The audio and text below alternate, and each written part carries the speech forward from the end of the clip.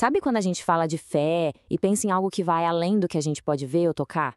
Pois é, hoje a gente vai mergulhar fundo no coração de um dos maiores movimentos religiosos do Brasil para entender exatamente isso: o exercício dos dons espirituais no pentecostalismo.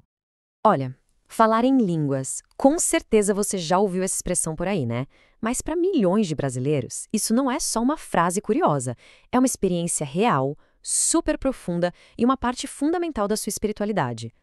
E é exatamente aí que a nossa conversa começa.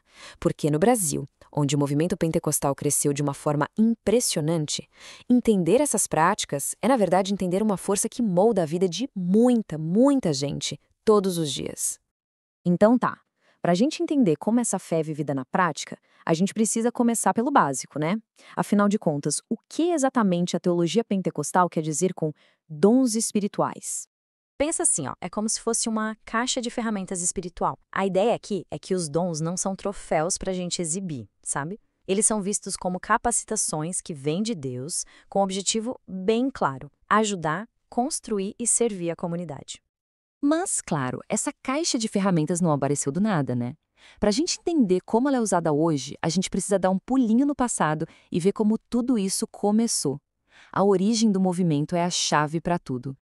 Tudo começou lá no finalzinho do século XIX nos Estados Unidos, mas o negócio explodiu mesmo em 1906, em Los Angeles, num evento que ficou famoso como o Avivamento da Rua Azusa. A partir dali, o movimento se espalhou pelo mundo como um rastilho de pólvora e, acredite, chegou aqui no Brasil só 4 anos depois, em 1910, com a vinda de missionários. E aqui no Brasil, nossa, o movimento não só fincou raízes, como cresceu de um jeito absurdo. Denominações como a Assembleia de Deus, por exemplo, se tornaram gigantes, fazendo dela uma das maiores igrejas não só do nosso país, mas de toda a América Latina. Beleza, a gente já viu de onde veio. Mas e aí, como é que a gente organiza essa variedade toda de ferramentas espirituais? Bom, a própria teologia pentecostal ajuda a gente com isso, dividindo os 9 dons principais em 3 grandes grupos. Olha só como a divisão faz sentido. Primeiro você tem os dons de fala, que, como o nome já diz, são sobre comunicação divina.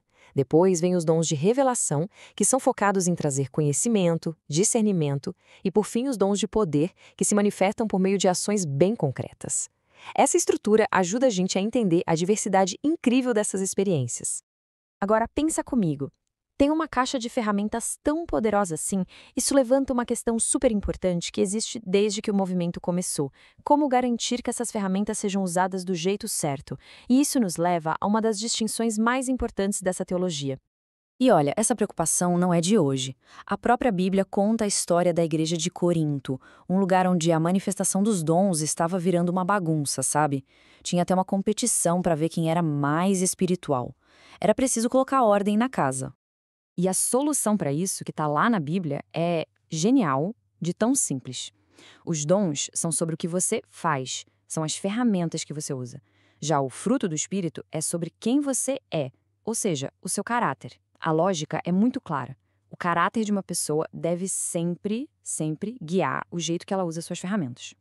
E essas são as qualidades que, segundo os textos, formam o caráter de um cristão. E a última da lista, essa é a chave de tudo: o domínio próprio. Isso é muito importante porque desmonta aquela ideia de que a experiência espiritual faz a pessoa perder o controle. A crença é justamente o contrário. Ela te capacita a ter mais autocontrole para usar os dons com sabedoria. Ok, então a gente tem as ferramentas e tem o caráter para guiar o uso delas. Isso nos leva à pergunta final, e talvez a mais importante. Mas para quê? Qual é o grande objetivo disso tudo? No fim das contas, para que eles servem?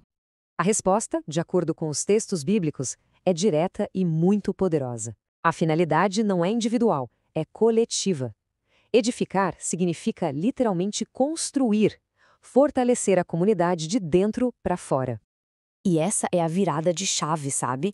Nessa teologia, os dons não existem para criar celebridades espirituais ou para alguém ter um ganho pessoal. O foco é sempre o bem comum, o fortalecimento do grupo como um todo. E no fim, a gente fica com essa pergunta que talvez seja o que define o pentecostalismo até hoje. Como é que um movimento de fé, tão focado na espontaneidade, no poder, consegue equilibrar tudo isso com ordem e com foco na comunidade? Essa tensão, sabe, entre a experiência individual e a construção coletiva, talvez seja o motor que continua a mover esse exercício tão fascinante da fé.